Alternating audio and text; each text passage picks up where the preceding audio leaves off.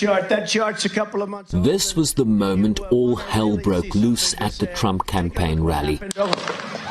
The former president and presumptive Republican nominee clutched his right ear, saw the blood and quickly dropped for cover behind the podium amid the crackling of gunfire.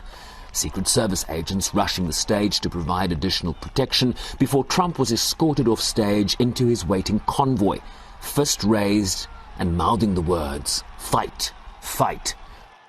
President Biden speaking late last night, hours after the attack, and again from the White House Sunday, flanked by the Vice President, Attorney General, and his Homeland Security Chief. There is no place in America for this kind of violence, or any violence for that matter. An assassination attempt is contrary to everything we stand for as a nation, everything. It's not who we are as a nation. It's not America. And we cannot allow this to happen. Unity is the most elusive goal of all, but nothing is important than that right now, unity. We'll debate and we'll disagree. That's not going to change, but we're going to not lose sight of the fact who we are as Americans. Biden also addressed the ongoing investigation. The FBI is leading this investigation, which is still in its early stages. We don't yet have any information about the motive of the shooter. We know who he is.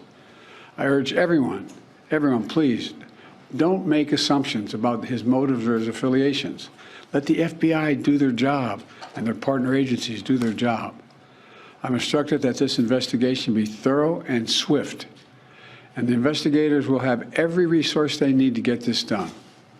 Look, as this investigation continues, here's what we're going to do. First, Mr. Trump, as a former president and nominee of the Republican Party, already receives a heightened level of security.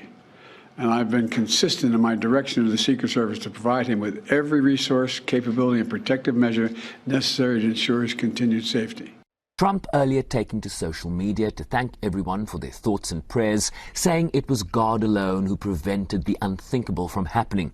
He urged Americans to stand united, remain strong, and not allow evil to win.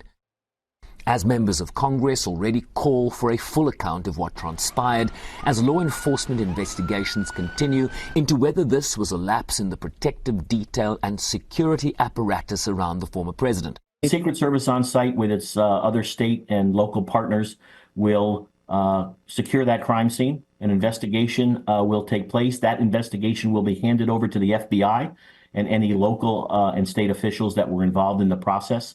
And then that incident, that assassination attempt, or whatever we are calling it at this point, will be investigated by the FBI. The Secret Service will not investigate the situation. The Secret Service will now look at what happened and how that they can, again, develop and continue to enhance their protective methodologies to make sure that things like this do not happen in the future.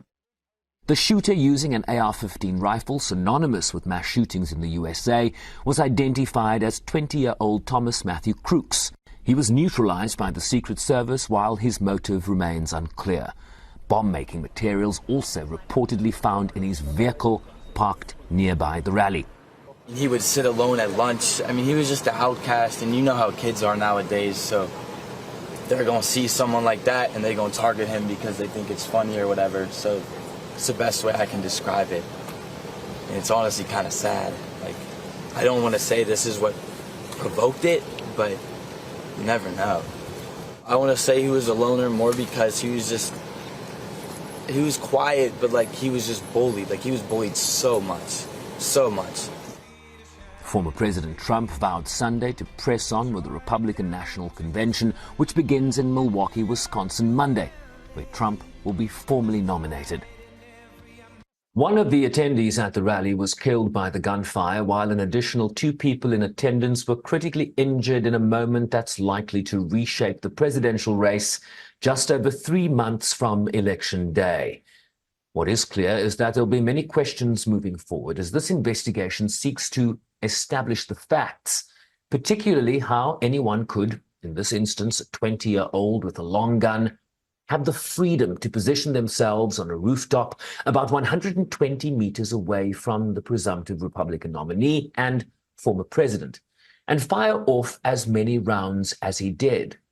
even drawing blood from one of the most protected individuals in these United States. Sherwin Bryce, please, SABC News, New York.